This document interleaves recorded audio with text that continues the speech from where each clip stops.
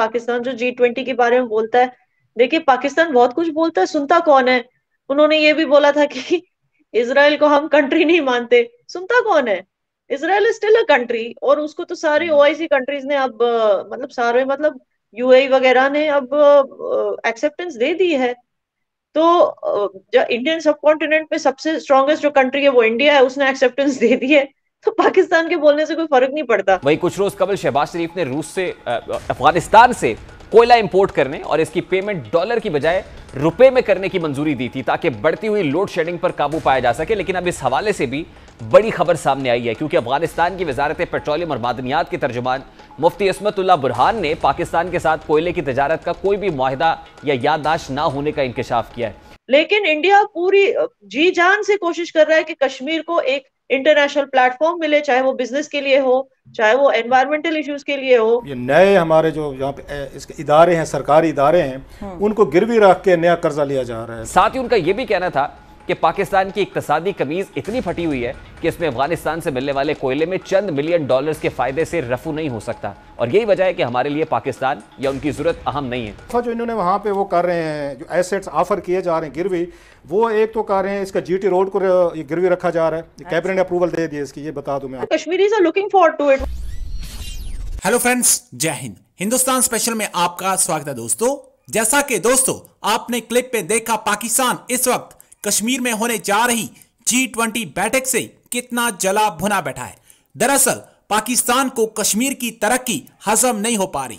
पाकिस्तान यही चाहता है कि कश्मीर में अशांति बनी रहे, और इसके लिए वो पूरा जोर भी लगा रहा है। अभी भी पाकिस्तान कश्मीर में आतंक फैलाने के लिए आतंकियों को ट्रेनिंग दे रहा है और कश्मीरियों के खून पर सियासत करता है। याना मीर ने आज की वीडियो में बड़े स्पष्ट रूप से पाकिस्तान का चेहरा बेनकाब किया है कि क्यों पाकिस्तान को कश्मीर की तरक्की बर्दाश्त नहीं हो रही। G20 समिट के बाद कश्मीर की नुहार बदलने वाली है और कश्मीर को अंतरराष्ट्रीय पहचान मिलने वाली है। बस यही पाकिस्तान से हजम नहीं हो पा रहा। दूसरी तरफ तालिबान ने कंगाल पाकिस्तान की बची खुची इज्जत भी उतार कर रख दी है और पाकिस्तान को खरी खरी सुनाई है। So friends, let's start this very interesting video. Thank you so much. तो फर्स्ट सवाल ये है, पाकिस्तान जो G20 के बारे में बोलता है, देखिए पाकिस्तान बहुत कुछ बोलता है, सुनता कौन है। उन्होंने ये भी बोला था कि इसराइल को हम कंट्री नहीं मानते, सुनता कौन है। Israel is still a country, और उसको तो सारे ओआईसी कंट्रीज ने अब मतलब सारे मतलब यूएई वगैरह ने अब एक्सेप्टेंस दे दी है। तो जो इंडियन सब कॉन्टिनेंट में सबसे स्ट्रॉन्गेस्ट जो कंट्री है वो इंडिया है, उसने एक्सेप्टेंस दे दी है। तो पाकिस्तान के बोलने से कोई फर्क नहीं पड़ता। दूसरा G20, देखिए इफ यू थिंक, अगर सचमुच पाकिस्तानी कहते हैं कि उनको कश्मीर से मोहब्बत है, दे शुड बी प्राउड कि India is taking such a step for Kashmir. अब आप टर्की को ही ले लीजिए, आपका होस्ट, आपका दोस्त टर्की, तो जो ओआईसी का मेंबर भी है एंड G20 का भी मेंबर है। टर्की ने कुर्दिस्तान पे जबरदस्ती कब्जा करके रखा है। क्या टर्की कभी सोचेगा कि कुर्दिस्तान के लोगों के लिए कुछ ऐसे करे?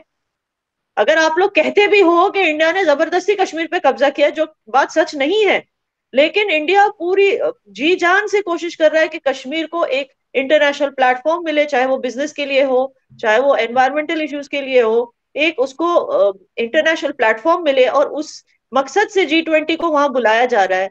जाहिर सी बात है, G20 अगर वहां आएगा तो यहाँ की एयरपोर्ट में, यहाँ की रोड्स ट्रांसपोर्टेशन में इम्प्रूवमेंट्स लाएंगे। वो एक स्टैंडर्डाइज उसको करेंगे ताकि वहां के लोग आए, यहाँ पे रहें, देखें। होटल्स को अपग्रेड किया जाएगा। ये सारा कुछ कश्मीर के लिए अच्छा नहीं है क्या? अगर सचमुच मोहब्बत है तो ये अच्छी चीजें क्यों नहीं देखती?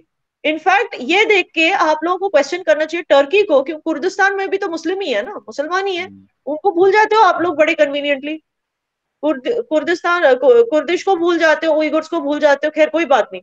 इनफैक्ट आपको कहना चाहिए चाइना को कि वो जो हान्स प्रोविंस है उइगुरों का, वहां भी ऐसे कुछ करो। वो तो किसी को आने ही नहीं देते अंदर, उइगुर से मिलने ही नहीं देते किसी को। तो ये बात तो गलत है ना। तो पाकिस्तान हर बार गलत चीजों में ऑब्जेक्शन क्यों उठाता है, ये मुझे समझ नहीं आता।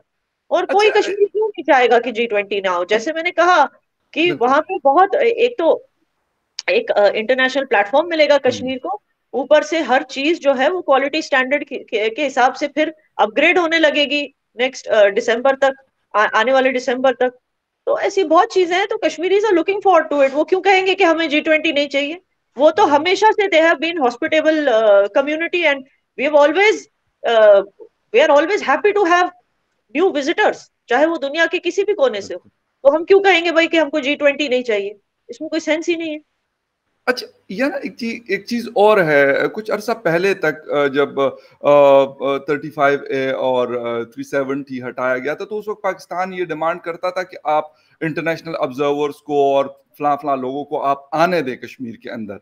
नहीं था। लेकिन अभी क्योंकि अब उसमें सऊदी अरेबिया भी आ रहा है, टर्की भी आ रहा है और चाइना भी आ रहा है, क्यों ये तीनों ऐसे कंट्रीज हैं कि जिनके साथ पाकिस्तान के भी अच्छे ताल्लुकात हैं और यकीनन हिंदुस्तान के भी बहुत अच्छे रिलेशंस हैं इन लोगों के साथ। कश्मीर ऐसी घाटी है फकर यूसुफजई साहब, and I am proud to say, हमें किसी को ना रोकना पड़ता है ना बुलाना पड़ता है, लोग खुद ही आते हैं। ठीक है ना? अगर वो आते हैं ग्रेट। अगर पाकिस्तान ने, देखिए आप कह रहे हैं कि उनको जाने दें और वो हमें बताएं कि वहां हालात कैसे, ठीक है। अगर पाकिस्तान ने अपने बिहेवियर में इंप्रूवमेंट लाया तो ये भी तो पॉसिबिलिटी है कि कुछ सालों में पाकिस्तान वालों को ही वीजा मिलने लग जाए टू विजिट कश्मीर। बट ये बाज नहीं आते ना अपनी हरकतों से हर बार। मतलब ये इनको पड़ी होती है एक ही चीज की कि ग्लोबली किस तरह से कश्मीर का मुद्दा उठा के इंडिया को बदनाम करो। बिल्कुल बिल्कुल G20 इज फॉर, मतलब आप ये कह रहे हैं कि G20 में वो फॉरेन इन्वेस्टमेंट, G20 के थ्रू वो फॉरेन इन्वेस्टमेंट्स इनवाइट करना चाहते हैं। एब्सोल्युटली, वही तो मैंने कहा, economically it is a booster, दूसरा environmentally it is a booster. वो शायद ये बिकॉज मोदी जी एनवायरमेंट की बहुत बातें करते हैं and he is quite passionate about that subject, तो शायद वो ये भी दिखाना चाहते हैं कि कश्मीर में एनवायरमेंट के लिए क्या क्या स्टेप्स उठाए हैं इंडियन गवर्नमेंट ने, बिकॉज वो एक बहुत ही जरूरी चीज है कश्मीर में। वहीं कुछ रोज कबल शहबाज शरीफ ने रूस से अफगानिस्तान से कोयला इंपोर्ट करने और इसकी पेमेंट डॉलर की बजाय रुपए में करने की मंजूरी दी थी ताकि बढ़ती हुई लोड शेडिंग पर काबू पाया जा सके। लेकिन अब इस हवाले से भी बड़ी खबर सामने आई है, क्योंकि अफगानिस्तान की वजारत पेट्रोलियम और मादनियात के तर्जुमान मुफ्ती इस्मतुल्लाह बुरहान ने पाकिस्तान के साथ कोयले की तजारत का कोई भी मुआहिदा या याददाश्त ना होने का इंकशाफ किया है और साथ ही उन्होंने पाकिस्तान के साथ कोयले की तजारत करने की सख्त अल्फाज में नफी कर दी है।